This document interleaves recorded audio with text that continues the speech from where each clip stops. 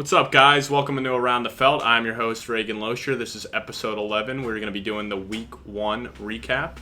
Here with me today, we got my co-host, Colin Tong. Yeah, Reagan, it's not a good day for us New York sports fans. No, it was a very tough not. Week 1 for different reasons. We're going to dive into it, but sad boy hours today. Yeah, no, it's definitely tough. Your team, the Giants, losing 40-0 on primetime at home. Just pathetic. To the division rivals. And then, obviously, my team, we got the win in the Jets, but... At what cost? Yeah, at what cost? So Hall of Fame quarterback, down 4 snaps. Total heartbreaker. So it's time for Boy Wonder to step up now, Zach Wilson. Yeah, well, that pivots right into the news. We all know, we all saw it. Aaron Rodgers, the worst nightmares of Jets fans and Rodgers and the whole franchise have come true. Torn Achilles out for the season at age 39. I know a lot of you guys ask questions. What's their ceiling now? What do we think for Wilson? Will Rodgers come back? There's so much to dive into. Reagan, you're the Jets fan. The floor is yours, brother. Yeah, I'm pretty sad, man, not going to lie. For those of you who reached out giving me apologies, I appreciate it. For those of you who thought it was funny, you can go fuck yourself. I mean, I think it's pretty messed up to laugh at an injury, no matter how you feel about a team. But yeah, I mean, it is what it is. Now I don't think Super Bowl is our expectation anymore at this point. I'd just be happy with them making the playoffs and Zach Wilson showing that he could be our future still. So I think this is kind of a good last trial run for him.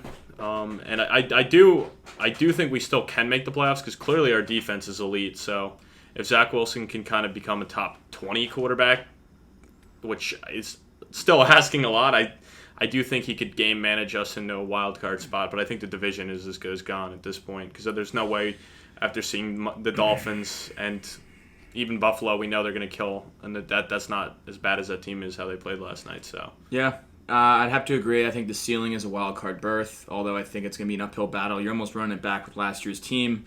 Is Wilson ready?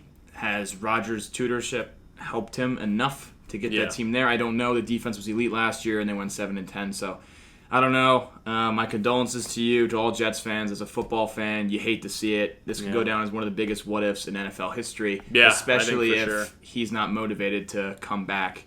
Yeah, at age 40 after an Achilles. I do think he will, though. I don't think Rodgers, he's a 4-time NFL MVP, Super Bowl champ. I don't think he wants to go out like this. No, I think he'll come back. He'll sit there for the rest of his life and wonder what could have been like with that roster. And he seemed like he was so energized. He even talked about playing a few more years. Granted, he said if healthy. So, it's a tough, devastating blow. But I don't think a guy like that with the competitive juices is going to want to end his career on an Achilles injury. Yeah, no, for sure. I mean, I guess a plus to it is we now have our first-round pick, something that we silver didn't lining. think we were going to be having. Silver lining. But at the end of the day, I mean, for us to have Super Bowl aspirations to be killed like that week 1, while you win, too, on top of it. Yeah, they won the game, too, but no one's talking about that. No, you wouldn't know the Jets won the game last night the way everyone's talking about it. But that punt return was sick, though. We'll get into it. Yeah. We'll get into it. Next, Chris Jones is back with the Chiefs. He signed today because this was the deadline for his paycheck for week 2, which he would have forfeited another $1 million. And kind of a weird deal, Reagan. They gave him up to $25 million, but it's all incentives. So if he plays the rest of the games and a lot of snaps and gets 10 sacks, he basically makes back the money he already got fined for. And then there's incentives that are tied to like team goals, like Super Bowl. Maybe if he's an all-pro, he gets a bonus. So it's just weird. It almost seems like a lot of people in the industry are saying he kind of got taken advantage of by his agents trying to break the bank and set a new contract, which was never going to happen while Chris Jones collected fines. And have you seen his agents? He needs incentives to get that back. Speaking of his agents, have you seen them? There's a clip that was going viral. The two of them are sitting next to him with him in the middle, and they look like the guys from The Sopranos. Really? Yeah. It's pretty funny. If you haven't, if you guys don't know what I'm talking about, definitely look up Chris Jones's agents because there's a photo going around that I saw on X, and it was just him with his agents, and it looked like he was in The Sopranos. It's pretty funny. But yeah, no, I mean that's huge for the Chiefs. Obviously, I know I'm not really taking much out of that loss to the Lions when you're missing your 2 best All-Pros. Would you just look it up? Oh wow, yeah, they do look. Yeah. No, so, yeah. He's got 2 goons of agents. It looks like, but Yeah, so when it comes to that, I'm not too worried about it, and I think this defense that looked pretty good against Detroit is going to be much improved, getting their best player we'll back. dive into that as well, but that's huge. A couple other injuries. J.K. Dobbins tears his Achilles. He's done. Yeah, it looks like a rough week for the AFC North division. Yeah, it's a rough week. A lot of injuries in that division. Dobbins is done. Yep. At the end of the season, he's going to end up playing 9 games in 3 total seasons. Just heartbreaking because he was so good at Ohio State. You feel for the kid, especially because he was looking to get an extension last year of his deal, so a lot of uncertainty with him coming back after another serious leg injury. Yep. And then obviously Cam Hayward hurts his groin, and we're thinking he's probably going to be put on the IR. Heading to IR, not ideal for that Steelers front after they got embarrassed by the Niners this weekend. Yeah. He's a key piece there besides TJ Watt. They have a very good front. With him missing in the interior, could be a problem. And then Jack Conklin, the tackle for the Browns. Yeah, Jack Conklin tears the ACL right tackle, but silver lining is they took DeJuan Jones. We talked about him when we did that pod. 4th-round pick at Ohio State. He's a monster, 6'8", but people question his love for football, which is why he kind of slid in the draft. And he was phenomenal week 1, so looks like they might have a viable option there to help him get through it. Even more guys that got hurt. Deontay Johnson hurts his hamstring. He might go on IR. Marcus Williams, a safety for the Ravens, tore his pec. He's probably out for the season. So tough week for that division. Yeah, and then obviously your tackle, not Evan Neal, Andrew Thomas. Yeah, he's pulled his hammy. He's getting MRIs today. I saw. He might not play Sunday, but you might say, it's Arizona, but Arizona actually applied some pressure last week. Which we'll dive into deeper soon. The Giants really don't have any viable backup options, especially with Evan Neal being terrible at right tackle. So one of the worst rated tackles last week. Yep, he was bad. The Dallas Cowboys have his number. Last but not least, Mike Evans failed to reach a deal with Tampa on Saturday, so looks like it's going to be his last season with Tampa Bay. However, they have no plans of trading him, and they just upset the Vikings. So maybe, and they're favored in this upcoming week against Chicago. There's a realistic world where that division's wide open. Division's wide open. Baker played all right. Maybe they're going to go for it, but I would have to see him being, several games under 500 for them to want to move him at the deadline this year. Which in the division that's wide open, I don't know if that's going to happen. Yeah, no, it'll definitely be interested. So, what else we got? Anything else? Otherwise, we'll head into... That's good from news. We head into questions, most of which we appreciate you guys, but a lot of them are with the Jets. Yeah. A lot of repeating questions. It's basically all about what are the Jets going to do? Who are they going to get? So it seems like Zach Wilson is going to be their guy, which makes sense because if you bring in a veteran like a Carson Wentz or Cam Newton or whoever that's on the market, one, there's a reason they're on the market. They're not good. Two, if you immediately try to get them starting over Zach, then what does it do to Zach's confidence? If you bring in Aaron Rodgers, a first-ballot Hall of Famer, that's one thing. But if you bring in a veteran that clearly can't find a job and start him over Zach's confidence will never be there. You got to, in this moment, I believe, to have any faith that Zach Wilson's going to be your long-term answer, you have to show faith in him and be like, all right, Zach, this is your team. This is not what we thought was going to happen, but here we go. Yeah, I don't see there being any viable options as free agents out there at this point. For me, if we're to do anything, I wouldn't be angry with us trading for a Dalton, Minshew, Winston type, although I don't really see that being worth it in the long run because I don't think this team's going to be a Super Bowl no matter who we bring in. Yeah. Unless the only situation where I think we could have a chance to still win the Super Bowl is if Rodgers is to retire, then that opens up all that money, and then we would have to go and then try to trade for a Stafford or a Kyler Murray type, one of those quarterbacks that's a lot better than anything else we can get. That would be crazy. I don't see that, and I don't see that situation happening because I think, like you said, and we're both expecting, I don't think this is the end of Rodgers with the Jets. I think he still wants to play, so... Right now, I'd just rather ride it out with Zach Wilson, get some veteran in there. Maybe someone like Colt McCoy that's been in the league for a while, almost like a coach kind of mentor behind him as well. Oh, yeah. I don't even love that. But if anyone, honestly, I'd probably say just bring Flacco back at this point just because he was in the room last year working with Zach. If we want to bring a veteran in there that's not going to push him but just kind of be there to support him. Yeah. Yeah, that seems like Zach's going to be their guy. But we'll see. There's some guys out there I wouldn't be angry with. So if we get a Dalton, Minshew, Brissett, Heineke, like one of those guys on another team. I don't see Washington moving Brissett because he's kind of like that guy for Howell. Yeah. Yeah, and that's and probably like the same Minshew's with kind of Dalton. that guy. Minshew's that guy for Richardson. Dalton's that guy for Bryce Young. I'd say Winston's probably the most likely. Yeah, I'd say Winston's probably the most likely too, but I just don't know if that's necessarily a huge upgrade over Wilson anyway. No, I mean, you just get a guy who's a better passer, but also an even bigger turnover machine. also that Jets offensive line looked very bad last night, and the Bills didn't even have Von Miller. So Yeah. any quarterback that you bring in has to be mobile. You can't have a guy just stand there and just take a beating. Yeah, apparently not. We saw what happened with Rodgers. Yeah, so. and that division has some good defensive play. A lot of good That pass it does. rushers. That it does. So.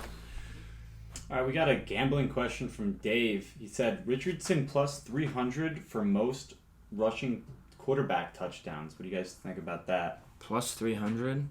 I mean, you'd assume Hurts is definitely the favorite because of the Phillies push play, but we did see the Colts run the same exact play with Richardson because, Steichen comes over from Philly. Yeah. He's 300 pounds. I just think Philly scores a lot more touchdowns than the Colts this season. I personally wouldn't touch it like I that wouldn't bet in touch general it. Yeah, because it's just a weird... unless you get good odds, it's not worth it. We saw Richardson already get hurt because they put him in danger, running him way too much. So it's like with those guys like Fields, Hurts, Lamar, Richardson, they're all running so much. Like all it takes is one big hit, and after we saw with Rodgers, to me, it's just not worth it because all it takes is for them to miss a couple games, and they're never going to catch it up. and Hurts has ran for 10 touchdowns, I believe, each of the last I'd say if seasons, the value was better than if it was like plus 1,000 or higher, I could see it. But at plus 300, that just doesn't seem worth the risk to me. I wouldn't touch that. You also want to know if Josh Allen is a bust in fantasy this year. No, he's not a bust. I mean, I temper expectations. Even last year, he had issues against the Jets. It's a phenomenal defense. They seem to know how to game plan for Allen.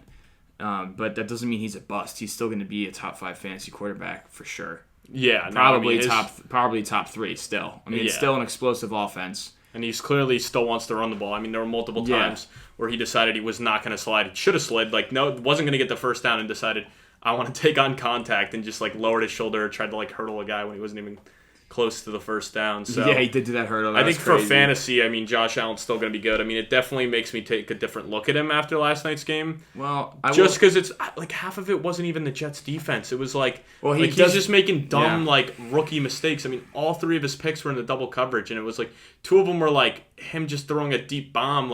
It's just what are you doing? There was no need for it. His decision-making has been poor, specifically once Dable left. Yeah. Because we saw what Dable did with Jones last year. Turnovers went way down. When Dable was the OC for Allen, turnovers went way down. Then he leaves and it goes up. So, kind of the game plan they installed was to keep the ball out of risk. Yeah. And last year, granted, some of it was because of the elbow injury, but Allen's turnovers did go way up, and we saw it. He had 4 turnovers last night. That seems to be his issue, but for fantasy, I mean, he's hurting. It's not too big of a deal because, like you said, the rushing upside is still there. He still wants to run. Although McDermott, they did show him saying, "Yo, be smart. Why are you taking a hit? You got the first down. Run out of bounds. Why are you trying to juke back inside off Sauce Gardner and you take a hit from a safety? They can't afford to lose him. You gotta be smart." Yeah, I just do think with all the turnovers now that he's starting to produce, end of last year and now 4 already into this year. He had a lot in the playoffs, I definitely don't know if he's going to end up finishing as the number 1 quarterback as you had hoped, but I still think he's going to be top 5. Yeah, I mean he's been number 1 in the past, but I think Mahomes or Hurts might finish 1 at this point because they ain't turning the ball over like he does. Yeah, I think a better bet would be Hurts finishing number 1. Yeah. All right, next from Coco, he asks, should Pacheco have gotten more touches last week, and should I still be rocking with him, and should I start Rashid Shaheed in my flex this week? Well, brother, the fact that your flex is between Pacheco, Rashid Shaheed is pretty awful. But, yeah, Pacheco kind of looked like he was running in mud last week. I don't know what you thought. He looked a little slow. And he did get injured at one point. Yeah. I mean, he came back in. Even before that. And the fact that Clyde got the first carry over him, and then you have McKinnon, who's always a threat. It just seems like a pure committee, even though last year Pacheco kind of took over that role. I don't know, maybe it's because of his offseason surgeries, but he didn't look great, and it's not like the Lions have a dominant defense either. So, no. I mean, I'd still start him over Shaheed. Yeah, because I think that may have been his best fantasy game we saw in week 1 for him. So, but I mean, yeah, man. You're chalked, buddy. You're chalked. Yeah. No, but I mean, definitely keep Pacheco. We saw what he could do last year, so I think temper expectations for a couple weeks till he's fully healthy. Plus, that's your boy, Yeah. You got to rock with him. Yeah, you got to rock with your rookies. If you're not going to rock with him, then who is? He also asked, who's going to have the better season, Danny Dimes or Zach Wilson? I think it's clearly Daniel Jones. I don't think we have spent a lot of time on this. Yeah, I'd imagine Jones would have the better season. If Jones has a worse season than Wilson, then the Giants had probably the worst contract in there. Or maybe Zach Wilson just took that next step and Daniel Jones stays the same, you know? But, I mean, yeah, I think Jones, I think the Jets will still end up having a better record than the Giants with Zach Wilson, but I don't even think Zach Wilson will come close to Daniel Jones's level. I really don't. So, but we'll see. Good question, Cokes. That is a good All right, question. next we got Charlie Eberle, and he was not too nice in this poll. Come on, Chuck. So we'll start off with what he said about Colin. He goes, Colin, how many times did you say, what the fuck, during the Giants loss? In quotations. At least 50. Okay. At least. It was a very bad game. I don't even want to talk about it, but we have to. Yeah, no, I'd imagine you said it a lot of times. I mean, 40-0. Did you guys see that? The post from What the Fuck Stats on Instagram. Do you follow them? No. It's basically. Oh, I saw it. It was like no team has ever done all Yeah. this in one season. Yeah. The Giants accomplished it in I one know. game. Basically, what that account is it just comes up with stats that are like you don't see a lot. So the Giants are the first team that ever, or not the first team, but all these stats. They're the first team to ever have all these things happen in the same season. You want me to read it? Let alone one game. Yeah, if you have it. All right, so it's no team has ever lost 40-0 or worse, lost the sack battle 7-0 or worse, lost the turnover battle 3-0 or worse, had a blocked field goal return for a touchdown through a pick six in one season, and the Giants did it all in one game. So not good. It's fine. Saquon said we're going to be all right. I trust the man. We're going to be all Okay. right. It's called Overreaction Monday for a reason. Yeah, it was pathetic, but let's put it behind us. And toward Reagan, he asked, how stupid does Reagan feel knowing the Jets spent $75 million on Aaron Rodgers to tear his Achilles? Was it a scam, and is it following Zach Wilson's NFL script? What I would say to that That's is, a brutal you know what I'd say to question. that? Probably as stupid as your coach feels for giving George a full ride to sit the bench. Hey, yo, that's out of pocket. We got to cut that out. That's crazy. That's out of pocket. No, I'm kidding. I'm joking about that, George. But no, I mean, yeah, you shit on George, not even Charlie. You asked the question. What the hell, man? That's a low blow. but yeah, no, that's fuck you, Chuck. To be honest, I don't feel stupid at all. I mean, injuries happen. You're playing D1 football. You should know that. I mean, freak injuries happen all the time. So I mean, Yeah, it's an anomaly. It's certainly an anomaly. You just hate that you gave him the money. If someone goes down on your team, do you want me to say, "Oh, how stupid do you feel, coach, for giving this kid a spot on the team?" Like, injuries happen, man. But He yeah, also wants to know what Charlie can do to make his fantasy team not suck ass. Yeah, your team's brutal, maybe. brother. Hey, Charlie, maybe a little less time asking stupid questions and a little more time looking at the waiver wires. Yeah, Charlie. Send me a message. We'll make a deal. I'll make sure it benefits you. No, but in all reality, Charlie, at this point, like, if you want to do the guys right, just sell the team to somebody else. Do the boys right. It's the least you can do for them. Yeah, Darth Vader was trying to get a team. Yeah. Kenny. Or maybe listen to some fantasy football podcasts like us. And Yeah, we'll, maybe if you listen to us, you wouldn't be so dumb. You'd probably just tune out after you hear your question asked. yeah. Yeah, Charlie made sure to call out everyone because he made his name Chaz. I hate Joe Cafaro Eberle. So Oh, Wow. boy. he's That's being good, mean. Charlie. He was just in a mean mood. Well, All right. Well, next thanks, Charlie, I guess. we got Vader, and which was more? Oh, we already talked about this. He was just saying what's worse, Rodgers going down for the season or the Giants 40-point. There was one thing's for sure. That was the worst 24 hours in MetLife's history, and there's no way I ever thought last night would have been worse than a 40-0 loss, and it somehow was. Clearly, the Jets' situation is worse, even though they won the game. It's a short-term gain for a very difficult long-term loss for a team with Super Bowl aspirations and a Hall of Fame quarterback. So clearly worse for the Jets, in my opinion. Yeah, no, definitely worse for us. I mean, it definitely isn't great for you guys, but I mean, we had Super Bowl expectations. You guys were playoffs, and you'd be happy. So, not good. Yeah. Not good. Yeah, not good. And he also said, should we be worried about Christian Kirk's performance? Wow. In terms That's a of good fantasy, I would be worried. Fantasy Well, the terms. fact that Calvin Ridley looked so good and got so open and had such a But even percentage Zay of Jones target was share. more involved and targeted than Christian Kirk. Yeah, it wasn't ideal. But goddamn, Calvin Ridley looks like he didn't skip a beat. But man. I would be very worried about Christian Kirk. I'm not saying drop him or trade him, but I mean, if he has another dud next week, it's definitely time to hit the panic button on him. I'd say give him one more week because we always see weird stuff in week 1, but definitely not a good sign for him season long. Yeah, I have him in one league, and he's at my flex right now. But ideally, if my team's fully healthy, he's not in the lineup. But I was still optimistic he was going to be a big part of the offense. Granted, it's 1 week, maybe Ridley goes off 1 week, Kirk goes off the next, and then it's like, okay, well, this is just a lethal passing attack. But yeah, it's not hit the panic button yet. But like Reagan said, if we're 2 or 3 more weeks in and he's throwing up duds, then okay, Calvin Ridley's that guy, and he overtook Kirk. Yeah, for sure. We got a question from Jared Crampton, which is kind of a silly one. He thinks that Gainwell will have a similar type season that Todd Gurley did in 2017. Is that when Todd Gurley was like the number 1 back? Yeah, he was very good. Wow, that's a hot take. This guy eats blazing wings at Buffalo Wild Wings for sure. What do you like? His question is just, do you guys? Does he have that kind of upside? No. What the fuck? like what?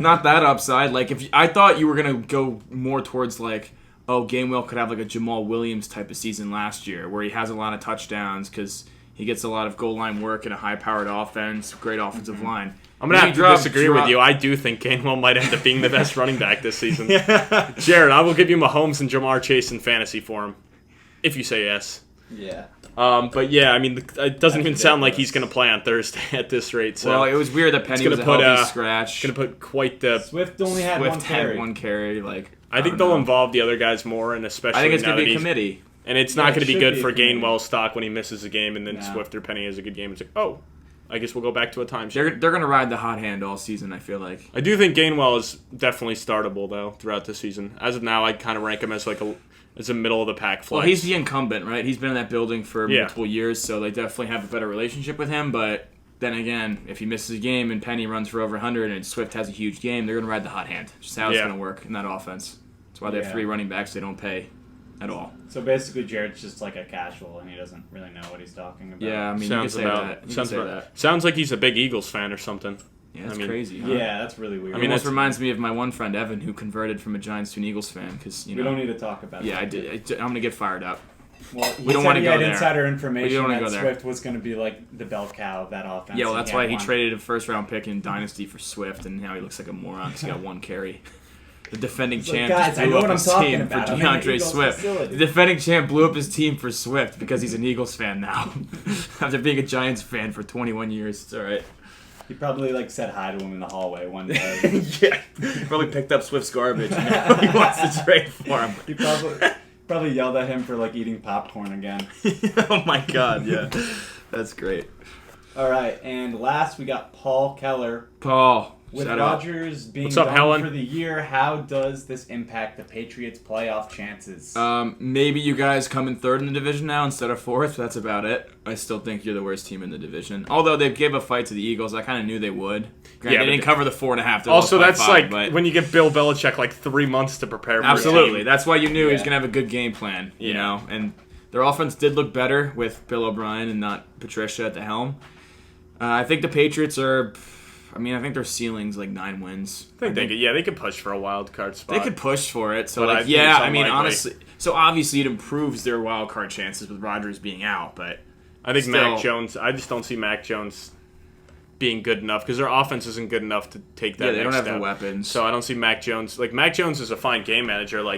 If you put him on the Jets, I'd be more than okay with that. But I just don't think with their offense he's good enough to put him over the edge to get a playoff spot. Yeah, I think there's... Because defense is legit, though. Yeah, I think there's probably still 9 teams better than them in the conference. Yeah, for sure. So. Mm-hmm. For sure. But that's it with all the questions. All right. Well, if that wraps up the questions, we're going to take a short break, and then we're going to come back and recap all the different games and go over how we both did against the spread and against just the straight-up winner. So...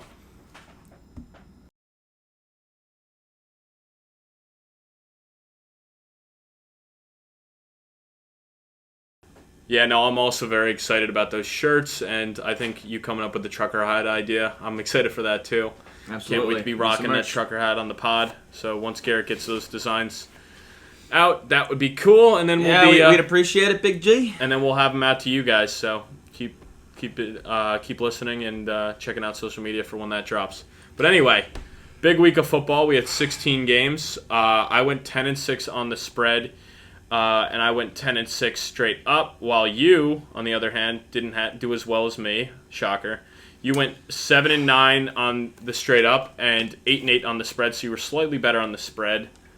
Not good. I expect better out of myself, and we're gonna do better in week 2. Yeah, and we're going to be posting graphics to our social media every week to update you guys on the head-to-head record and kind of where we were at with our picks on the week. So look out on Instagram and X and some of our other platforms to see the updated standings. I like that you made the transition from Twitter to X already. Not Yes, many sir. people have done that. Least I could do I by still you, call Elon. it Twitter, but respect. Yeah. It's Twitter still. Yeah, it's Well, Twitter still. Real. All right, well, let's dive into the first game of the week. Chiefs-Lions. We were still on the Chiefs, Reagan, and wow. Lions beat them 21-20. Did not expect that, but I also didn't think Sky Moore and Kadarius Toney would forget how to catch a football.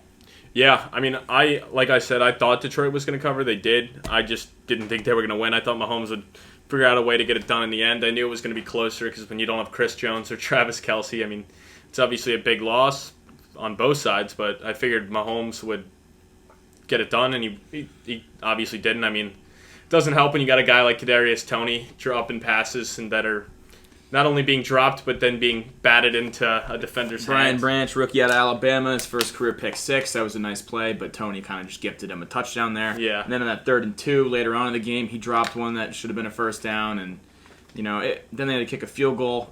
I mean, I will say, for the Lions, we expected their offense to be very high-powered. I thought they were score more than 21 points to begin with, but 7 of those points were also a pick 6. Their offense scored 14 against the Chiefs without Chris Jones, and it's not like the Chiefs' personnel is elite.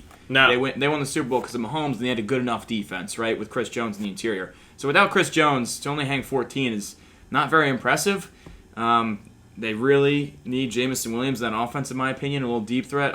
Also, Montgomery looked pretty good running the ball. 21 for 74 with a touchdown, but I mean, Gibbs just looked way more explosive. He looked more explosive, but there was half the runs where he just didn't hit the hole, and it's like, Yeah, he didn't if this hit the guy hole. just quits dancing in the backfield, he's going to have a big run. But So, he broke a lot of tackles as well. So like, he did look elusive. He definitely did. If they can kind of groom him to hit those holes more, I mean, I think he's going to overtake the backfield. But granted, we saw last year with Swift and Jamal Williams, never happened. Everyone thought Swift would.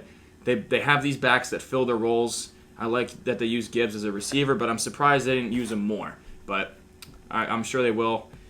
Mahomes was certainly missing Kelce, though. I mean, yeah, oh my goodness, 21 man. for 39 and only averaging 5.8 yards of I completion. gotta neck myself because I was all over Sky Moore, and that guy just didn't do anything. He had some targets, but I was surprised he wasn't in the red zone package. He had a 4-yard carry.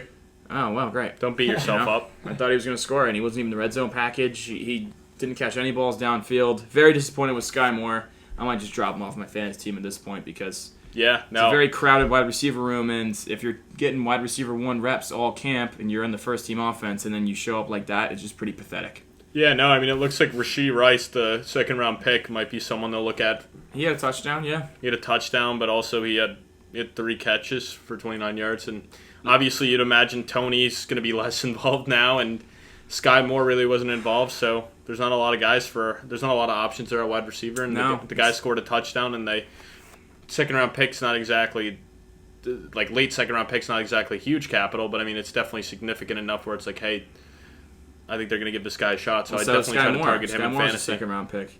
Yeah. I'll just say in fantasy, if you're going with one of these receivers, it's total boom or bust. They can have a touchdown, they can have a big week with Mahomes, or they can just put up an absolute dud and have maybe 2 catches. Kelce is going to be the alpha here, and I feel even more confident having Kelce in my one team going forward after that. And how about Kadarius Toney deleting his X account and but then he coming chirps the back on and Giants chirping the fans. Giants? I mean, I thought it was 40-0, I thought it man. was hilarious. Our producer Joe over there, he was giving Kadarius a piece of his mind as well. So, I've never said anything. I'm not one of those fans. He You should know, worry he's more gone. about his game than us. He should. I've never seen a player former team feud like this. It's crazy, and it's all on social media. I don't know why Kadarius Toney doesn't realize, dude, you're the one in the NFL. You have a Super Bowl ring. Like, just let it go. I mean, it's just all that unnecessary negativity in your life that you keep going back with fans that just have nothing better to do than chirp you on Twitter. Like, just let it go, dude. I don't know why you got to keep chirping the Giants. It makes sense why he's chirping the Giants, because if there's anybody chirping them the most for the bad game, it's Giants fans. Yeah, Giants Twitter was going off. They probably weren't going more nuts than Chiefs fans were going. So they obviously want him to suck, and they kind of got their wish with that game. Yeah. All right, well, let's transition into Carolina, Atlanta. I am happy with myself for this one. I was all over Atlanta. I knew Carolina would struggle week 1 with Frank Reich at the helm. Bryce Young's first game. He threw a couple picks. That Atlanta defense looked pretty good, Reagan, the one that you were shitting on. Jesse Bates looks like he made a big impact in the secondary. We'll see when they play a team that isn't starting their rookie in his first game. Yeah, well, Ritter did only throw for 115 yards, 1 touchdown, 0 interceptions. Yeah. He does what he does. He didn't turn the ball over much. Pitts had 2 for 44. London put up a goose egg. So, I just traded him in fantasy today because I just hate that offense for receivers. Yeah. But the fact that they're using Algier and Bijan together is Algier's getting a lot of touches. Cool. Algier actually had 5 more carries than Bijan. Who would have thought? Yeah, Bijan's first game. Bijan had a touchdown. Bijan had a touchdown. No, it's not even that. I was just saying more yards per carry. It's just funny how I said Algier's still going to be heavily involved, and you were like, "There's not a chance." And he's involved. Yeah, he's. I didn't expect him to be that involved. I like that they're using Bijan as a receiver as well. I think they're smart enough to know, hey, we spent this kind of capital on him. Let's not kill the guy in his first season. Yeah, to be honest, they've seen all these other running backs, they all could be great right away, and then they run them into the ground, and they're out of the league in 3-4 years, So if they're smart, they're going to ease Bijan in and not kill him right away. He also had 6 receptions. So, yeah, he looked good as a receiver. That touchdown, I saw the NFL analytics on it. It was nasty. a 10%. That dead leg was nasty, 10% chance of him scoring there. So nasty. I guess Bijan's the running back 2 in Atlanta, but the wide receiver 1 apparently. No, he's their starter on the depth chart, but I like that they run RPOs with Algier and Bijan running out. Yeah, kind of towards the flatter in a little bubble. It's cool. Arthur Smith drawing it up well for his running backs. Love that offense for running backs. Hate it for receivers. Very interesting. You're going to invest a top 10 pick in Pitts and Drake London and not try to throw him the ball, but interesting. Yeah, no, I honestly the Panthers I still have high hopes for the team. Actually, 2 of my friends today made a bet on the Panthers and Giants. Both teams have an expected win total at this point at 6.5. So they made a bet on it. They're betting steak dinner and a round of golf. So I thought that was an interesting one. Who did that? Churf bet on the Panthers because he's now a Panthers fan now that he's down in Charlotte. Who's going to have a better season? Yeah, he thinks the Panthers will have more wins than the Giants, and Vegas thinks it's even. They have them both at 6.5. I think the Giants are minus 120 to the Panthers that are minus 110, so the Giants are slightly favored to do it, but not by much. So it is an even bet in terms of that. So, wow, that's interesting. What do you think? You think Giants are going to have more wins? Well, Giants have a tougher schedule, but I do think they'll have more wins than Carolina. Yeah, I think Carolina has a really good back half of the season. That's why I was big on Carolina. I still think this is a team that could sneak into the playoffs. But I do think because I like their defense a lot. But I think the Giants definitely clear 6.5 wins. Carolina, I think, does too, honestly. Yeah, no, I think both totals are low. I think the Giants is that low. It's a little bit of an overreaction, but honestly, of course, people are going to overreact when you lose 40-0. Yeah. So Brian Burns did play for Carolina. He had a sack, 1.5 sacks. Yeah. That's nice. Derek Brown looked good. it wasn't necessarily their defense that screwed them. They scored 10 points. Jesse Bates, 10 tackles, 2 pass defenses. Well, plus both of Young's picks both ended up leading to Atlanta being on their side of the field. So yeah, and Jesse Bates definitely doesn't. Both of them. He did. Phenomenal ad for that team. Yeah, I like Atlanta to win that division. It's a good start. I was all over that one, so at least I can pat myself on the back for that. Yeah, you were. I was not. I thought we'd see more out of the Panthers, but like you said, the second half opens up. So next up, we got the Browns, who beat the crap out of the Bengals 24-0. Man, this is one that I'm mad at because I literally said all the stats about how the Browns have owned Burrow since he's been in the league and how Burrow last year missed all the preseason, came in, and they lost to Pittsburgh. And then I was like, even though, despite all that, I'm going with the Bengals. And man, right when that game was 10-0, I was like, yeah, I knew I should have taken the Browns. I don't know why I didn't, just because I had the Bengals win the Super Bowl. Stupid. That was a smash spot for the Browns at home. Burrow can knock some rust Well, off. it's hard to. It really is hard to pick against Burrow. It is. It's hard. Because you see him in his playoff runs in the end of the season. He looks so dominant because we've seen him be so dominant. They started off slow last year. Started off 0-2, and then they finished 12-4 or 12-5. No, they had a game canceled. No, correct? 12-4. 12-4. Yeah. I mean, it still doesn't affect my outlook on this team long term, but man, Burrow threw for 82 yards and got me 3 fantasy points against Reagan in my loss, which I'm not too happy about. But yeah, I mean, Mixon did Jamar Chase did T. Higgins, nice old goose egg. Watson did what he had to, but it was mostly that defense. That defense was dominant. Yeah, no, I mean, it was an ugly game, but the Browns defense certainly stepped up, and Chubb, as we're typically used to seeing, ran for 106 yards. No touchdowns, though. I'm surprised. No touchdowns, but I mean, he dominated. Who do they have next week? I almost feel like he's guaranteed to score now. Oh, who? The Browns. The Browns, they got the Steelers on the later of 2 Monday night games.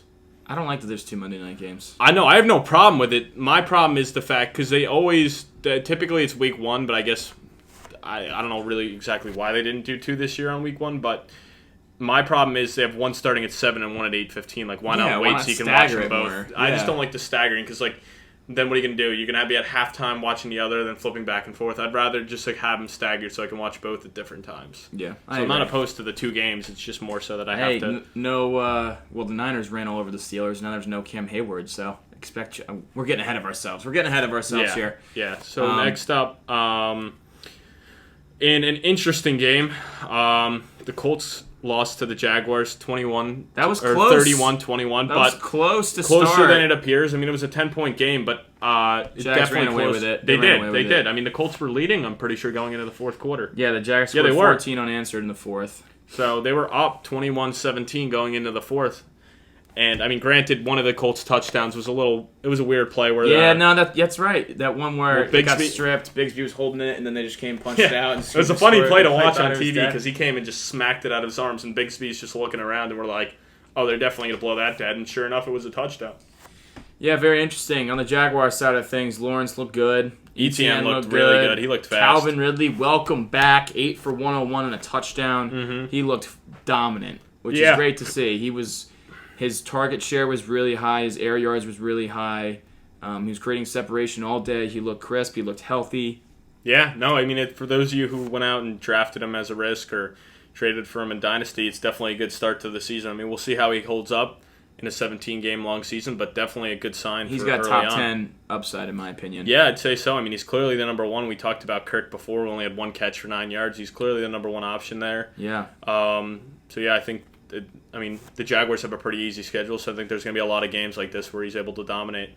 And then I will say Anthony Richardson played a lot better than I expected. I mean, granted, the Jaguars' defense is a little weak, but I was definitely impressed. He definitely played a lot better than I thought he would. He played well. He played the best good of as all a the runner. rookie quarterbacks. He looked really good as a runner. He did. I mean, Josh Allen did get him 3 times, though.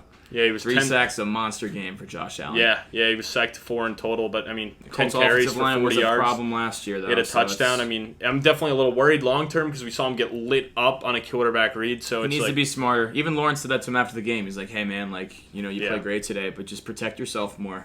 But he didn't even look bad as a passer either. I mean, in this league. Granted, his 1 touchdown pass was kind of a broken play that Pittman took away, but I mean, I'm not going to take it away from him. He had the touchdown pass. He only had 1 turnover, something I was a little worried about. I mean, you'd love to see his QBR a little bit higher. It was only at 23.4, but honestly, looking at the other rookie quarterbacks, I'd say he definitely had the best debut out of the 3. Absolutely, and Pittman looked good. For people that had Pittman, they expected big things last year, never really came to fruition. After that Week 1 performance, 8 catches, 97 yards on 11 targets. You love to see that. If him and Richardson could develop a good rapport early on, that's great. That'd be great, especially for their growth in real football and if you have them in fantasy. I love it. Yeah, next up we have the Bucs, who were my upset pick of the week when Scherf asked last week. Great pick. I took the Bucs, and they ended up getting it done. I'm planning on putting out an upset of the week, trying to get a bigger upset. I mean, I don't really consider a team that's like a slight underdog an upset, but to me, this was the biggest upset on the board. I mean, they came in as 6.5-point underdogs. It was 5.5, I believe. It wasn't 6.5.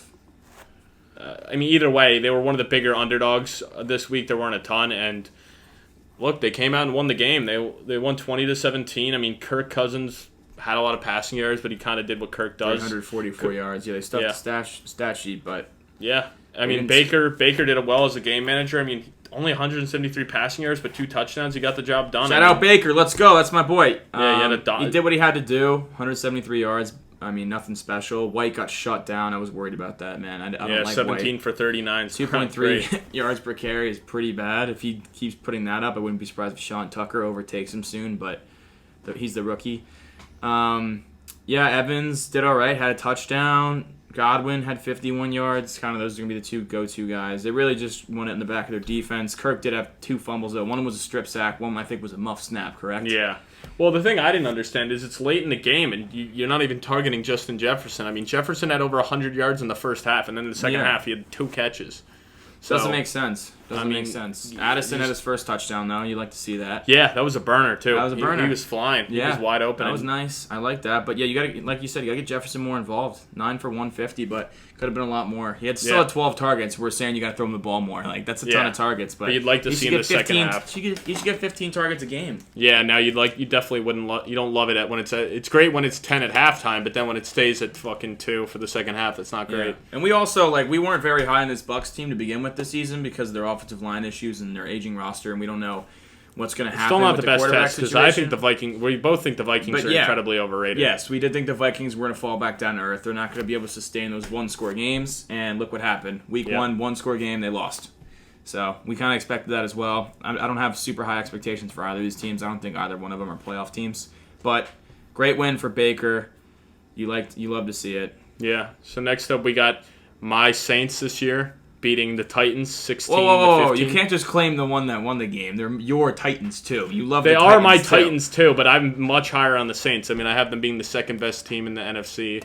I have Derek Carr being my MVP, and so I'm all over the Saints. Okay. Yeah, but they got to learn how to finish drives if that's going to be a thing. Too many field goals. Too many field goals. 3 field goals isn't great. I mean, 5 isn't even better for the Titans. Yeah, Titans kicked 5 field goals. That's so bad. Yeah. Tannehill looked terrible. Oh, and Dennis Allen's my coach of the year. So, I mean, I'm all over the Saints. That's a crazy hot take.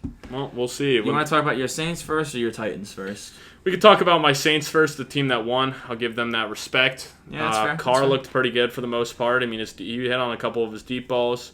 Obviously, he was sacked 4 times, and he had 1 really bad interception, so you don't love seeing that. But he threw for 305. Olave kind of took what he put out last year and brought it into this year. 112. Love to see that. He's going to be very good. Michael Thomas, 5 for 61. If he can stay healthy, that could be huge for the offense because obviously he was the best receiver in football only 3 years ago. So I know it seems like a long time ago, but he has the record for the most catches in a season. I mean, he's a freak. So yeah, but he'll never be that level again. No, if he can won't. Stay healthy, but all he though, has to do is be very important close to if he can just stay healthy and be a viable number 2 option, and then you get Kamara back too.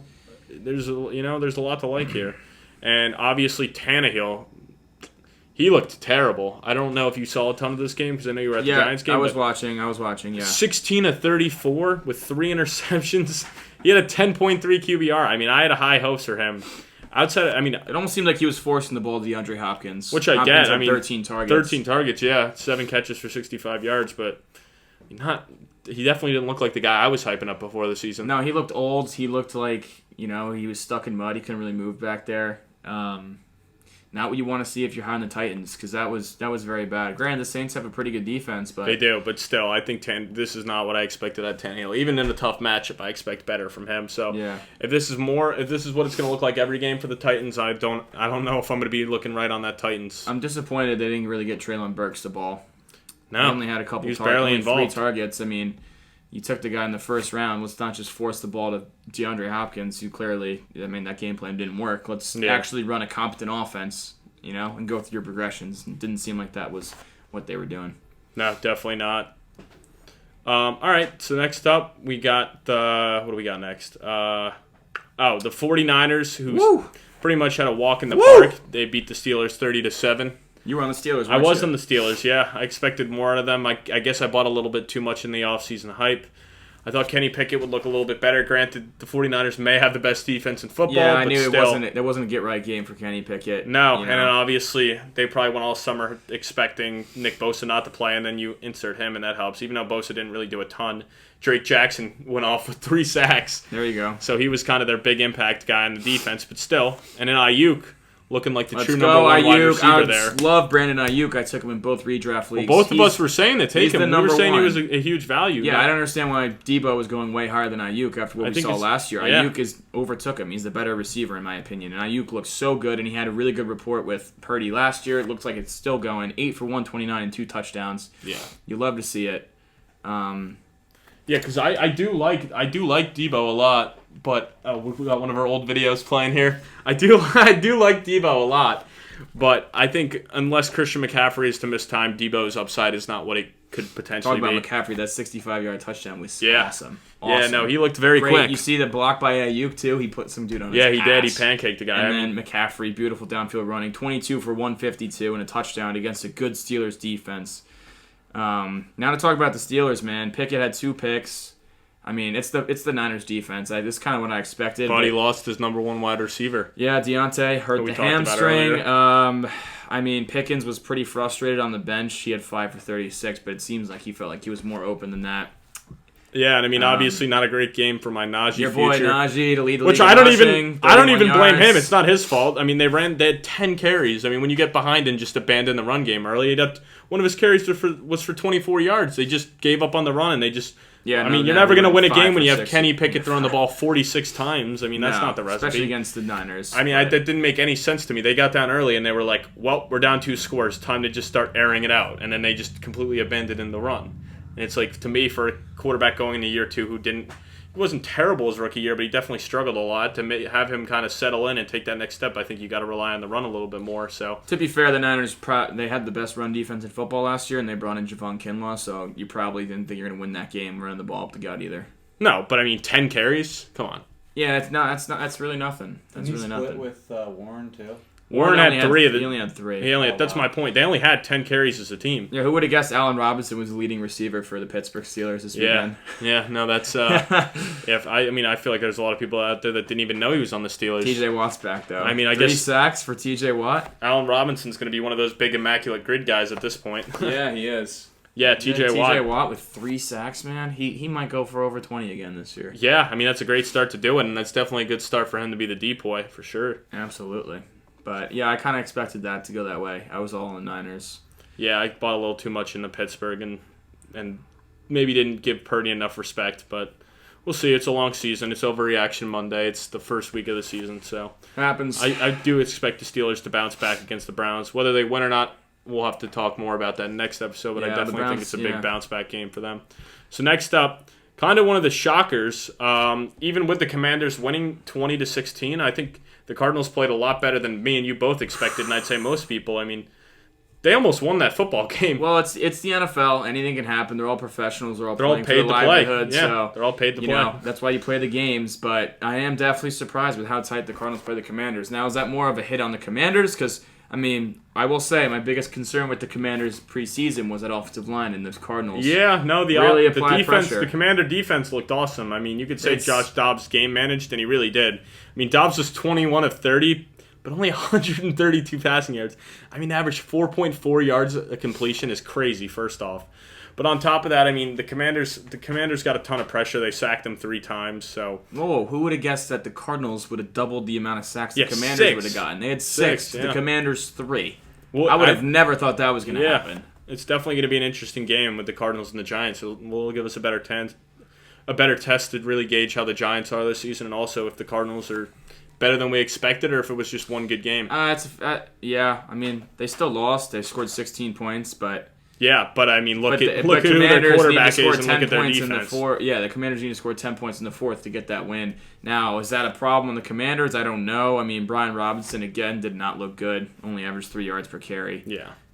He's kind of. I'm really not high on him. I don't think he's good NFL back. I think Brian Robinson. Oh yeah. He's nothing special. Yeah, I mean, if you can only go for 19 for 59 against one of the worst run defenses in the league. Yeah, and I think that's also a testament to the offensive line. I don't love it. No. Howell was okay, but Yeah, I don't know. This definitely lowers expectations I had for the Commanders, and for the Cardinals, I kind of have the same expectations for them. I still think we just with Howell, I think we got to give him a little bit more time too. At the end of the day, that's only his second career game ever. No, yeah, absolutely. So, I mean, he's essentially what you wanted. He's essentially a rookie at this point. So, but definitely, I expected him to have a bigger game than he did. Yeah, because that was definitely one of the more favorable matchups we'll have this season. Yeah, I mean, your biggest concern if you're a Commanders fan is definitely that offensive line, because no, you're not gonna beat a team like the Cowboys or the Eagles in your own division. Well, they're gonna have to get it figured out quickly. They're gonna have to get it figured out quickly because they got the Broncos, Bills, Eagles in their next 3 games, and all those teams can get after the quarterback. That's not good. It'll be a true test to see how that team's going to perform in the season. Because if they can't block any of those teams and Howell's getting chased around all game, it's going to be a long season for Washington. Be in trouble. All right, next we got Houston at Baltimore. Baltimore took care of business. Yeah, even without Mark Andrews. Even without Andrews, Dobbins going out in the first half. You lost Marcus Williams too, so another Ravens team getting hurt early. But you took care of business. I'm honestly surprised Stroud didn't throw any picks, but yeah. I thought he was definitely going to throw an interception or two. Yeah, especially the fact that he threw the ball 44 times, so the fact that he didn't turn it over once is huge. I mean, 242 yards is awesome. I mean, a lot of it's garbage time. It was 5.5. I mean, I'm definitely more impressed with him that he didn't turn the ball over at all, but still not the best game, and a lot of it, like you said, it's not like he was passing it far downfield. I mean, yeah, it was kind of dinking and dunking. So, Pierce didn't look what about great. Lamar? Lamar, not a great game for him. Granted, he completed most of his passes, but he had a pick. He didn't throw for a lot of yards. He fumbled the ball once. Actually, twice. The one was recovered, and the one that he got recovered, I don't know if you saw. Yeah, I did see that. He had it out like a loaf of bread, and then he was like, "Yeah, it's on me." So, I mean, a 13.6 QBR for the game. Not a great game for your MVP candidate. No, I was not very happy with Lamar. However, on the bright side, Zay Flowers looked like the real deal. 9 catches for 78 on 10 targets, and he looked very good after the catch, which was nice to see. His route running was on display. Yeah, it'll be interesting to see who's the number one target going forward. Cause I think it's going to be Zay. It's hard to say with Andrews there, though, because, I mean, he did this all without Mark Andrews. Yeah, no, okay. I thought you meant just the receiver. I mean, yeah, I think it's clear that he's probably the number one receiver. But Odell and Bateman. He had 10 targets to their 3 targets each. Yeah, I'm more curious just to see what it'll look like when Mark Andrews is back. Will he still target him as much? I mean, granted, that's why I give Lamar a little bit of a pass, but at the end of the day, you're playing the Texans. They were the second worst team in football last year. Like, you're a former MVP candidate. You got to be doing better than 169 yards with 2 turnovers and no touchdowns. Yeah, Lamar did say after the game he was a little rusty. Defensively... He looked it. Yeah, he looked it. Defensively, Roquan did his thing. 16 tackles. Come on. Oh, I mean, yeah. Ever since he's got there, the defense has been legit. The defense, I mean, you held them to 9 points. They did their job. You'd like the takeaways, but at the end of the day, you won 25-9, so what does it really matter? Yeah, just, win's a win. Wasn't pretty, but move on. Yeah, so that wraps up the 1 o'clock game, so we're going to take a short break, and then we'll come back to you guys with the rest of the games of the week. Hey guys, we're on all these different social media platforms, Instagram, Snapchat, TikTok, Spotify, the podcast app. We're on all of them. But what we want from you guys is for you guys to start interacting more with us. Give us likes on the videos, be commenting on the videos, because we want to know what you guys think and what you think we can do better. We just want to hear it all. So guys, if you're watching on it, just give a like, follow us. It helps us out. Thank you so much. So like Reagan said, guys, please make sure you're liking and commenting on the videos. Really appreciate the interaction. And now we're back. We're to transition to later slate. The Packers, the team that I picked to win the North. Yeah. Absolutely curb stomped the Chicago Bears. Looked good. I'm absolutely pumped. Although it didn't happen the way I thought they were going to run the ball, control the clock more. But my goodness, Jordan Love looked pretty good. Yeah. Looked pretty good. 245, 3 touchdowns. He got sacked one time, though. That was my thing. I was like, he's going to have all day to throw against this defense. They have no legitimate pass rushers. Yeah, you have Ngakoue, but, he's gone from team to team the past 4 years. He's nothing special. And Love had all day to throw. Aaron Jones was phenomenal as a receiver, 2 for 86 and a touchdown. He had a 41 on the ground and a touchdown. Dillon was not very good. I don't like A.J. Dillon, man. 13 for 19. You better like him because it sounds like Aaron Jones might miss some time also.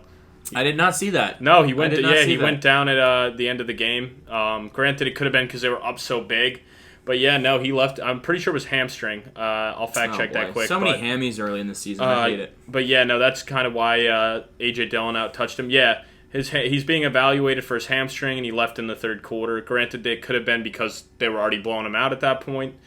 They were already up 24 to Quick math. 14 math. at that point. There we So I don't know if that had something to do with it, but Aaron Jones looked very explosive. I mean, that 51-yard touchdown he just was flying and outraced everyone. And he had that long touch. He also had a rushing touchdown, so he looked good. But yeah, if he's to miss time, I mean, if you have A.J. Dillon in fantasy, I think he could have a huge impact, especially against Atlanta next week. Granted, their defense played well against the Panthers, but I think this Green Bay offense is better than them, so I do think A.J. Dillon could have a big week on the ground next week if Aaron Jones misses time. Absolutely. I mean, especially with that offensive line in front of him. Transition to the Bears. Fields looked okay. Yeah, I mean, not much improved as a passer, I'm not going to lie. I mean, he had that one long touchdown pass to Mooney, but Mooney was kind of wide open, and he kind of just put it on him. It wasn't like, oh, that's a great throw. It was more so like Mooney's open, and he did what he was supposed to do. Yeah. He did his usual thing on the ground. Their leading rusher, 9 for 59. He did take 4 sacks, though. I mean, that's his thing. He just holds the ball, tries to make magic happen, and he takes a lot of sacks. I definitely was hoping to see him more as a passer in this game, and we really didn't see that yet, so it'll be interesting to see as the season progresses. And then this running backfield for fantasy, I mean, it's one game, but Khalil Herbert had 9 carries, Roschon Johnson had 5, Foreman had 5, Herbert had 3 catches, Johnson had 6, Foreman had 2, so it was like a 3-headed timeshare, and on top of that, like, they have a rushing quarterback, so like Fields might end up getting the rushing touchdown anyway, so it is interesting. Not ideal for fantasy if you wanted to take a shot on one of these Bears running backs. I think they all should be rostered, the 3 of them, because if 1 or 2 is to get injured, then you're going to have like a clear and cut like potential RB1 right there. But for now, it's not a great situation if you have any of these guys, or multiple. I will say it was interesting that Roschon Johnson out-touched Deontay Foreman, especially in the first game. You know, because Roschon was never the lead back in college. He was behind Bijan, but very capable back. Kind of a similar play style to Deontay Foreman. The fact that he out-touched him in week 1 is pretty. Yeah, and he was nice. He had the most receptions. He had 6 receptions. 6 receptions is pretty. So he had more good. receptions than he did carries. Yeah. You would have liked to see a little bit more out of DJ Moore, only 2 for 25. But when he did have a catch, he did break a lot of tackles, which was nice. Yeah. It's just, it's going to take time for that chemistry to develop. Jair shut him down. Yeah. I mean, that Packers defense, granted, they weren't special last year, but they have all the talent in the world to be special. They should be a top 10 defense, so I was happy with their performance against the Bears. All right. Yeah. Well, next up, we got the Raiders, who beat the Broncos. This one was pretty surprising to both of us. I really thought Denver was going to win that game. I did also, but like Denver has done in the past, and like their clown of a coach who we thought would be better, he said this is a new Denver. He said it's a new Denver team, but it certainly looked like the Denver team of last year. Great defensive performance with an offense that can't do anything. So, man, I mean, Wilson was. He was efficient, but he only had 177 yards and 27 completions. He did throw 2 touchdowns. He looked pretty good outside the pocket. He didn't really get sacked, but it just seems like they couldn't really push the ball downfield. No. Is that like because of their missing weapons on the outside? Maybe. I mean, they didn't have Judy. I mean, Sutton had a touchdown and looked better than I expected. I still don't like him for fantasy. I don't like Sutton. Both the backs actually looked really good. Javonte Williams looked good. I mean, he looks like a guy that's still recovering from an injury, but he looked good. He got a lot of touches. Pirine looked actually, I don't know if you got to see a ton of this game, but Pirine looked very explosive. Really good, yeah. I mean, the guy had 8 carries for 41 yards, and he also added 4 for 37 on the air. He looked very explosive. Well, I might have to start him next week in fantasy, so. Yeah, I mean, he definitely was involved. I mean, 12 touches, and I think he'll be involved a lot. I mean, he was in on most of the third downs, which we expected. That's what he was doing for the Bengals, but... Well, there were reports coming out that he was going to be the lead back early on, and he wasn't. Yeah. Javonte was the lead back, but at least Samaje was involved. Yeah, I mean, he had his long rush was 12 yards, his long reception was 20 yards, so, I mean, he had a couple of big plays, but both backs looked good. I think they're going to have a nice 1-2 punch throughout the season with those guys. And the defense obviously looked good again. I mean, they held them to 17. They didn't have any sacks, though, which is interesting. Yeah, you'd like more sacks, but, I mean, they shut down Jacobs, 19 for 48. Yeah, no, that was huge, shutting down Jacobs, because obviously he led the league in rushing last year, and I think he'll start to get better as the season goes along. I mean, he did miss most of camp. Yeah, he did miss most of camp. That's fair. I mean, and also Denver does have one of the better run defenses in the league. Yeah, but still. I was surprised that Jacoby Myers was the leading receiver, 81 yards. Well, he's another guy that got injured too. I don't know what ended up happening. I mean, I know he got hit in the head and he probably has a concussion, but I don't know if they've come out and said, he's in the 5-step concussion protocol, so he might be out this week even after that big game. Oh wow, he'll definitely be out. He was gone. He was out for a while. Really? Yeah, it looked like it was on the ground. It was a scary hit. Yeah. And then Devontae Adams 6 for was pretty 66. quiet. I mean, come on, But- you expect more out of Devontae. I have him in one league, so I was a little disappointed. When you're going but- against one of the top corners in the league, you kind of temper expectations. And honestly, Myers stepped up anyway. So It kind of seemed like Myers and Devontae were like their only two guys. I mean, Hooper had 1 target, Carter had 1. I mean, a couple backs had 1, Jacobs had 3. Like, it's Yeah. a two-headed monster there. It seems like they're going to funnel the ball to. yeah, Kind of I'd like surprised to see Michael Mayer didn't have any Yeah, targets. that's what I was gonna say. I'd like Yeah. to see Michael Mayer get more involved. I mean, he was one of the top tight ends coming out of the draft. Yeah, I mean, is Hooper going to be the guy? I mean, I don't know. McDaniels doesn't really run 2 tight end sets very often, especially last year he did Yeah. it. So it's I don't know. One thing I will say is I'm surprised Zamir White wasn't more involved. I thought for sure since he was there all of camp they'd give him more than 2 touches, but Yeah, no. When Jacobs is there, he gets all the workload. He'll play over 70 to 80% of the snaps, and when he's not in the game, they're probably throwing the ball. yeah. So very interesting. Well, next up, another game that Philly won, but I was kind of surprised. The Eagles, who are now my Super Bowl pick, I'm changing it from the Jets because obviously, like we already highlighted, but I'm switching my pick to the Eagles, who I had losing into the Super Bowl. So now they are my Super Bowl team. I'd like to put that out there, but yeah. They only won 25. No, you can't do that. Your Super Bowl team's chalked. You lost. Why? You can't change. I can change it. No, I mean, you you can't. can call it a Lamicki ring, but Everyone, Mickey ring. Everyone has injuries. You can't change it. all right. Well, I'm fine. Then my try number 2 is the Eagles. Okay. I don't care. It's maybe I'm not changing it, but my second attempt is the Eagles. So I think they're going to win the Super Bowl now. I did have them making the Super Bowl anyway, so now I just have them winning the Super Bowl. So I was already high on them, but. Yeah, they won 25-20. They got out to an early lead.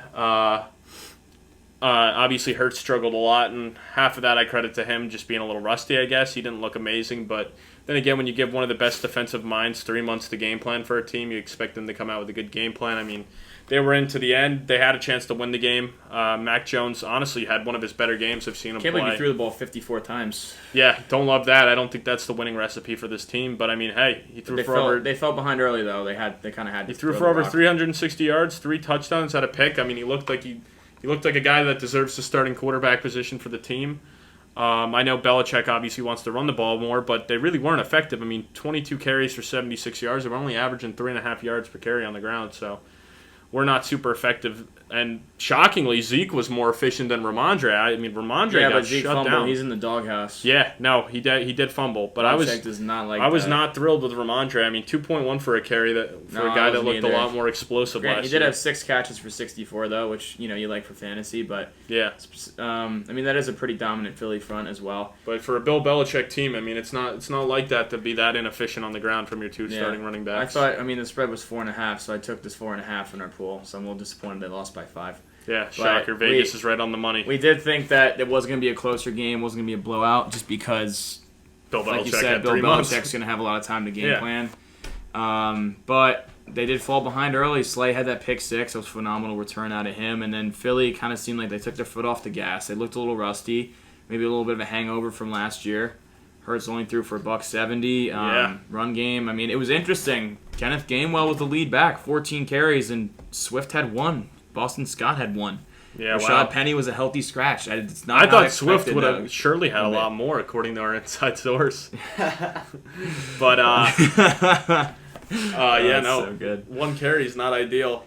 But you know what really surprised me? Like in this game, I honestly, I'm just really surprised with. What was I gonna say?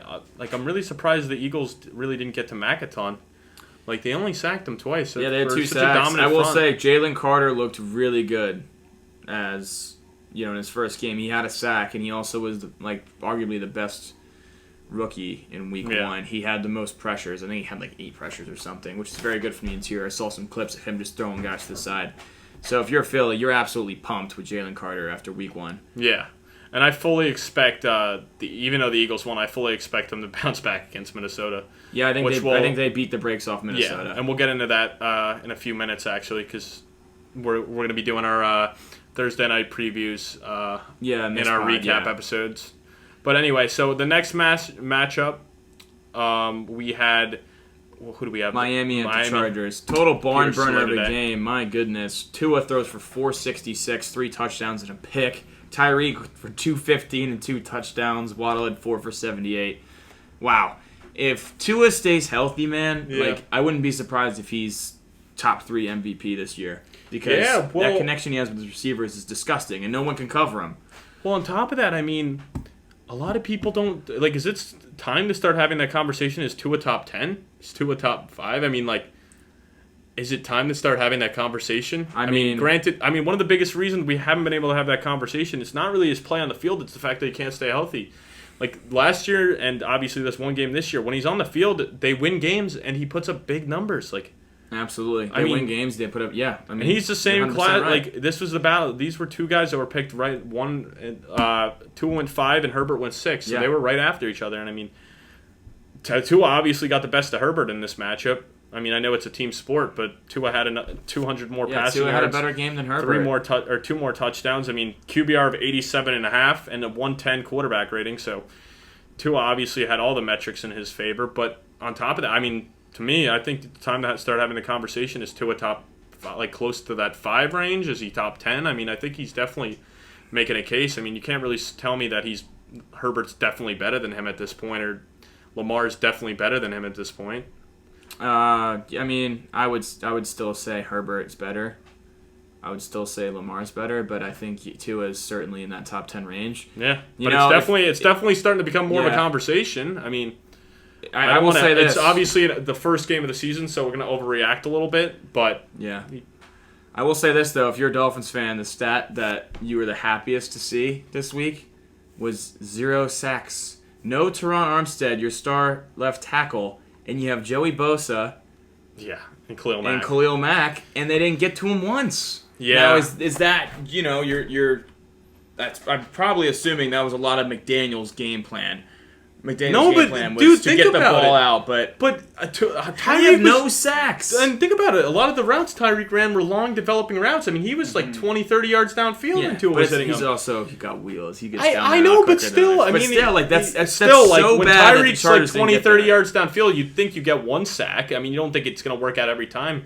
It definitely made. I wasn't super high on this Chargers team, and this is kind of making me even less high. I mean, J.C. Jackson had a pick, but he got torched. Yeah, he had a bonehead play right before halftime. Yeah, that was so bad. That penalty was so bad. Who cares if he catches PI? Like, let him catch the ball and then tackle him. They handed him a field goal. They lost by 2. You handed him a field goal before half. That was so stupid. I mean, they gave him a boatload of money, and then he was terrible last year, and then he got hurt and was out for the season. Now he comes back and he just screws in this game too. I mean, for a defense with so many big names, and this defense has a lot of big names on it, so I'm not. It does. The fact, Miami has a legit offense, and I know, but still, if you got all these names on defense, no sacks. Yeah. Oh my goodness, that's not good. And then they got Tennessee. They got Tennessee next week too. I mean, Tennessee's no slouch. It'll be interesting. Staley is a defensive coach, so you got to take pride in that side of the ball. That's I was happy with Kellen Moore in the offense. I mean, Eckler looked really good. Keenan Allen looked good. They spread the ball around. I'd like to see Quentin Johnson get more involved in the first round, but also. It wasn't even like the run defense got gashed. Remember I said that last week? I was like, it's going to be interesting to see. Does Miami get the run game going? Because they want to. I mean, Mostert was held in check, 10 for 37. He did score a touchdown, though, but I'm excited they for next week, held the run game in check. Now, here's a real test for the Chargers' run defense. Can you stop Derrick Henry? Yeah, no, that's why I'm excited, because it's either going to show that Tannehill might be washed at this point, or the Chargers' defense isn't as good as we thought. I mean, if Tannehill... It's also a big one because of our bets. I'm high on the Chargers, you're high on the Titans, so it's a big one. It's a grudge match. But yeah, that was a barn burner, hell of a game, but I am disappointed in my Chargers with that one. So then the last 4:00 game, another one that probably both of us were really surprised on. Screwed me, my The Rams, survivor, a team man. we really talked a lot of crap about and didn't give a lot of respect shit on to. the Rams, Came bro. out and shit on a team, Seattle, a team that I was super high on. I wasn't high on Seattle, but I'm still super high on Seattle, but this definitely was not a good game for them. You let Tutu Atwell and Puka Nacua just fucking torch you. They both went for 119 yards. Stafford looked good, man. Stafford looked really good. Yeah, it did not look like... doesn't look good on Tyreek Woolen and all those guys. Yeah, that was pathetic, man. I mean, I had the Seahawks and Survivors, so I had him as one of my entries as well. I have to buy back. Yeah, there was... Well, I had 5 entries in, different pools. I had Seattle for 2 of them, so I got to buy back for 2. Actually, one of them you can't even buy back. No. You're just done. Another one I got to buy back. It's terrible. Because we were super high on Seattle win this game, especially at home, and no Cooper Kupp, and rookie Puka Nacua, and on top of that, just destroy him. I mean, the Rams dominated the time of possession here. I mean, Stafford threw didn't for get sacked. he threw He didn't get sacked 38 either. passes. They had 40 carries. Like, I mean, Cam Akers had one of the most worst games I've ever seen. I mean, 22 for 29 and 1 touchdown. Kyron Williams 15-52. I mean, Cam with 2 Akers might be touchdowns. losing this job. I mean, I Kyron know. Williams Add looked Kyron a lot Williams better. in fantasy if he's available because he might overtake Yes, that. if he's on your waivers, definitely pick him up. Out of Notre Dame. I'd say there's a good chance he can steal that job because I mean, if the guy in front of him is going for 1.3 a carry on 22 attempts, Well, we've seen this from Akers before too. Like he's had beef with McVay, But, I mean, it and seems he's like never been efficient until last season. He had that crazy stretch at the end of the year where, I had him. and it in seems like fantasy, everything but was going the Rams' way. So the fact that he was 22 for 29 that's isn't awful. a great sign. That is awful. 1.3 is awful. Yeah. So if you're one of those guys who maybe reached for him in drafts, you might be scratching your head right now. But obviously, I'm sure most smart fantasy owners definitely didn't reach for Cam Akers multiple years in a row. What happened with your boy Gino? He threw for 112. Oh man. 112. Yeah, no, this was not good. It looked Lockett good. The at first 10. drive looked amazing. JSN only had 13 The first couple yards. drives looked good, and then all of a sudden it was like the second half was just 3 and out. Because it's not even like Gino didn't even turn the ball over. So it was just they just couldn't move the ball. What I will say though, Bobby Wagner 19 tackles. So Holy shit. that big thing where we were saying like, do we think he's still going to be one of the best? Yeah, he's clearly still the leader of this defense. Maybe that's why Cam Akers didn't have such a good day because Bobby Wagner was on his ass all Yeah, day. well, I mean, and Jordan Brooks had 12 also. So I mean, freaking 19 tackles for Bobby Wagner. He's still got it. That's wild. So- I will say too, Kenneth Walker clearly looked Texas better than Ranger. Charbonnet. Yeah, no, for sure. I mean, he had 12 for 64. Charbonnet only had 3 carries, and he didn't look great. Walker looked a lot better. So if you have Walker in fantasy, you got to be happy with that at least. Yeah, and I'd assume next week Seattle's definitely going to commit to the run a lot more. That's their identity of this team. They want to run the ball. They want to run the ball, and I did predict the Geno big step back this year. And granted, I thought the Rams were going to be terrible. I liked them under 6.5. I thought they were going to be a 5-win team, and shit happens. Yeah, that was a we'll hell of see. a It's game. a long season. Hell of a game. It's the first week of the season. We the Rams.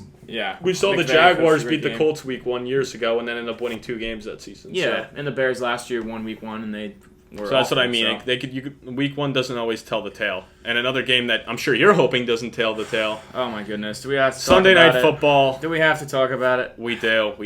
The Dallas Cowboys bent your Giants over and spanked them 40 times in the ass. I mean, this is as bad as it gets. I mean, for a regular season game, you don't like to see this. All right, let's just, we've already talked about how historically bad it was. Kind of say in that stadium, it was absolutely fucking pathetic. The offensive line, that was probably the worst blocking performance I've ever seen in my fucking life. That was terrible. And DJ was the most pressured quarterback. Granted, Jones didn't play well either, but he was the most pressured quarterback in the league in week 1. That just can't happen, especially in division where the entire NFC East has great defensive lines. So if you're not going to be able to block, you're absolutely screwed. Whoa. And Evan Neal looks terrible. Mark Lewinsky is washed. They got to get rid of him. John Michael Schmitz was okay, but that bad snap in the first really screwed us because then the blocked field goal, then there goes all momentum. Thomas pulled his hammy. Is he even going to play next week? I mean, he's our only legit offensive lineman right now. Just not good at all. There's really no positive to take out of this besides maybe that the 2 rookie corners look good, Deontay Banks and Trey Hawkins. They both played well. You don't even fully get a whole. You don't really get a huge sample size. Dak only threw the ball 24 times. Yeah, but he went 13 to 24. Yeah. 143. And Dak honestly, didn't really do much. So that's the only positive I could take from this. It's week 1. It was absolutely pathetic though, and if they don't figure out this offensive line, they're gonna be in trouble. Yeah. I also don't really love how Dable left your starters in as long as he did. It's so stupid. Why Makes is Jones no sense in down to me. 40-0 still getting hit? Yeah, I mean, I don't know if you it's guys not- saw it. Micah Parsons was Yep. saying that. He was like, you guys hate on Daniel Jones. Like, I think he's a good quarterback, and it's the second year in the system, and he was defending Jones, and he's like, I don't know why you guys had him in the game down 40-0. Like, protect your guy. You just paid him. Like, why is he in there? 13 carries. And for why is 40 Andrew Thomas in there? You know he's Yeah. a hurt hammy. When it's the second half, 33-0, take him out of the game. Like, what is he doing?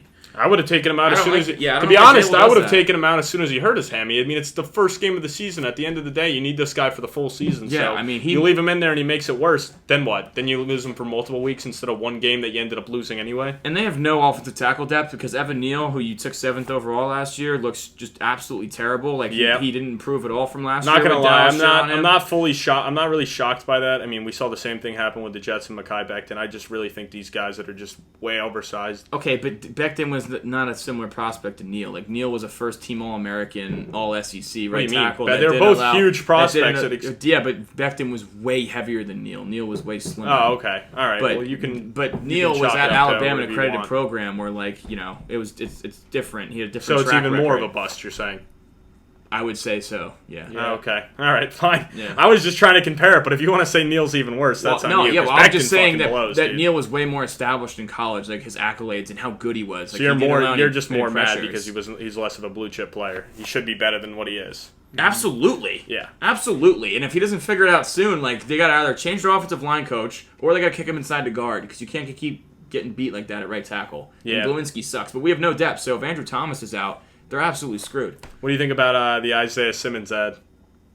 I mean, we didn't really get to see it on display. I felt like we were on offense the entire game in the So first you wouldn't even half. know it. A lot of the Giants fans I know are half. talking it up like Isaiah Simmons had this insane game. It's just two.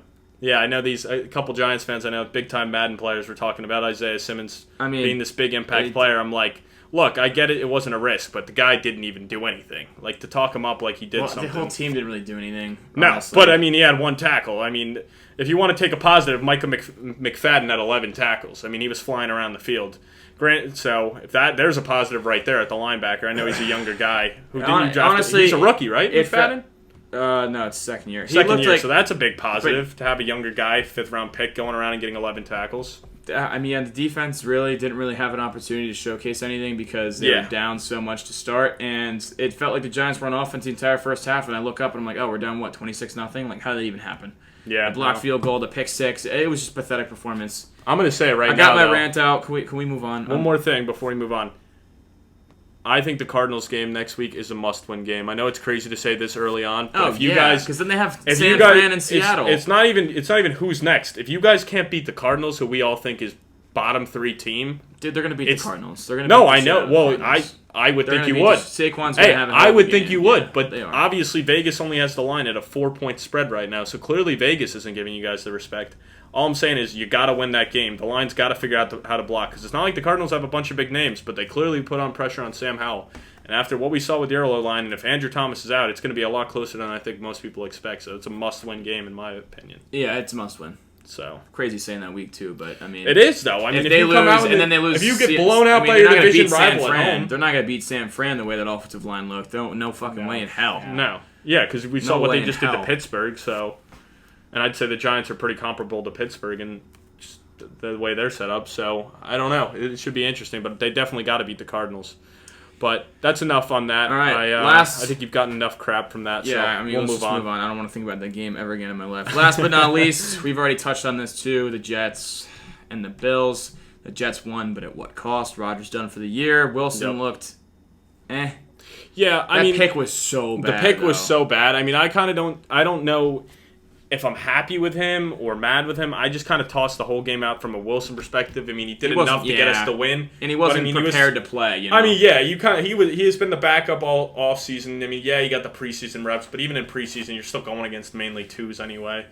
So with that being said, like for what he had to do, I was happy, but I don't know what he's going to look like going forward. But I don't know. I mean, he looked like the same old Wilson with that pick. He did. I mean, that touchdown he threw to Wilson made a good play, but yeah, that was also an awful throw. Awful throw, but a sick play out of Garrett Wilson. I'm happy. Honestly, though, I don't even care about the throw. I'm just happy he gave our best player a chance to catch the ball.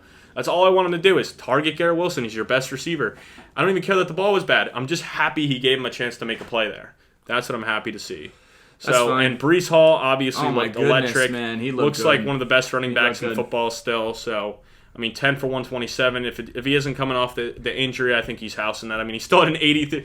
Not many times you go, oh, wow, he had an 83-yard carry, but it wasn't a touchdown. So. Yeah. And I think he scores if Garrett Wilson doesn't. Garrett Wilson wasn't celebrating. Yeah. So yeah, Garrett Wilson gets that block. He probably scores. I will say, if you're a Garrett Wilson fantasy holder, you take a bit of a hit here. Yeah. I mean, last year, I saw a stat. It was like last year, Garrett Wilson was Zach Wilson at quarterback. He was like wide receiver 60, and without Zach Wilson, he was wide receiver 8.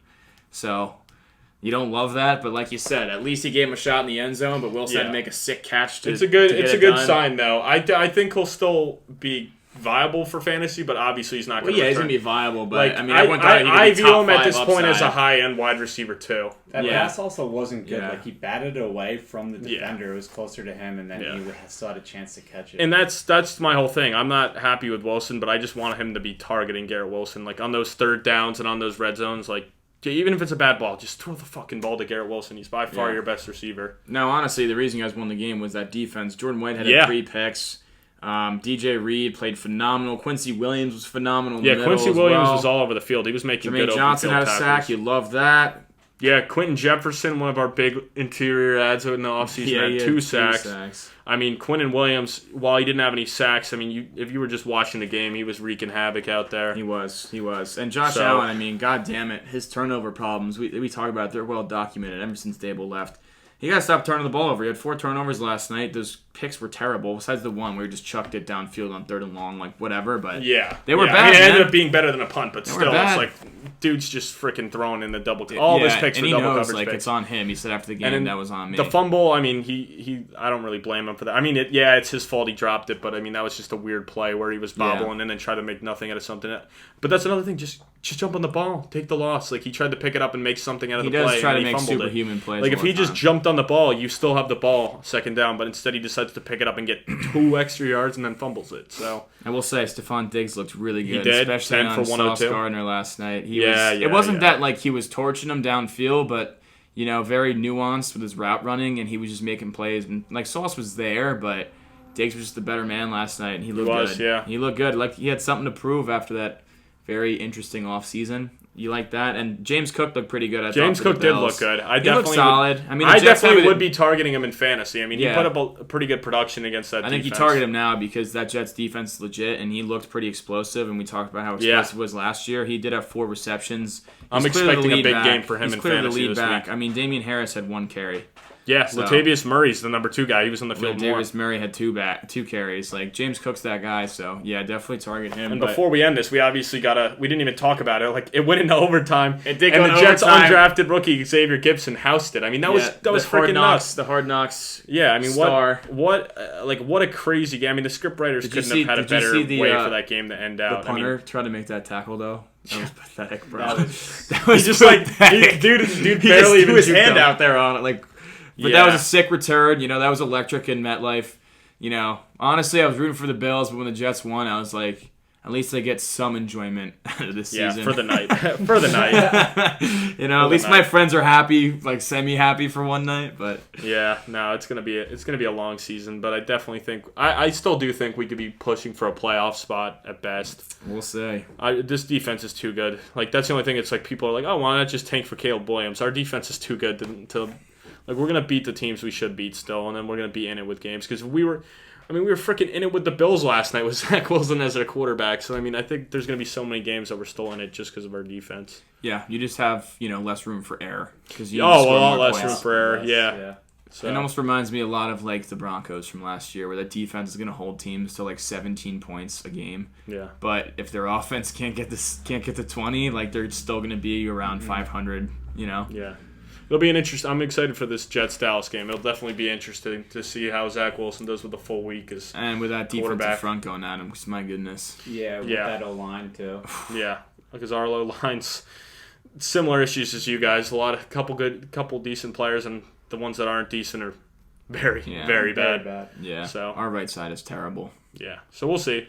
But that kind of wraps up that. We're just gonna break down the Thursday night game. What's up, everybody? Now, the time everyone's been waiting for, our Thursday night preview. Let's go, everybody. All right, like Joe said from that electric ad read, or should I say, Thursday night preview, like he said. Let's get right into it. Yeah, so we got Minnesota at Philly. Philly's a 7-point favorite. Over/under set at 49. I think that the Eagles win by double digits in this game. Oh wow! So we're both kind of on the same page there because I also think they win by double digits. Yeah, I think the Vikings are coming down to earth. I think Jefferson can still do his thing like he did last week, and they'll still lose. I mean, if you had 3 turnovers against the Bucs defense, I'd imagine the Eagles are going to have a similar type of performance. Plus, it's primetime Kirk Cousins. Yeah, it's primetime Kirk Cousins. We all know he kind of comes back down to earth a little bit. I think this Eagles offense is going to rebound after a bit of a rusty week. I expect Jalen Hurts to get in the end zone as well. Yeah, no, I'm taking the Eagles to cover. Probably win by 10 points. I mean, the over-under is currently set at 49. 49. Okay, so I'm leaning the over just because I think Minnesota's good enough to put close to 20 points on the board, and I think Philly puts up in the 30s. So yeah, that Vikings defense. I'm taking the over. I don't think their young corner is going to be able to cover A.J. Brown and Devontae Smith either. No, I think I'm expecting big nights out of Hurts, Brown, Smith. Goddard, I think, will actually put up points as opposed to a 0. Yeah, killed me last week. So I think if you have Goddard, you play him no matter what this week, and I think he rewards you this week. Yeah, I like Philly for sure. Cool. All right, guys. Well, that wraps up this preview. That wraps up the Week 1 recap and our Week 2 preview for the Thursday night game. We'll be back in a couple days, and we're going to break down the rest of the games on the Week 2 slate. Thanks for listening, guys, and that's all I got.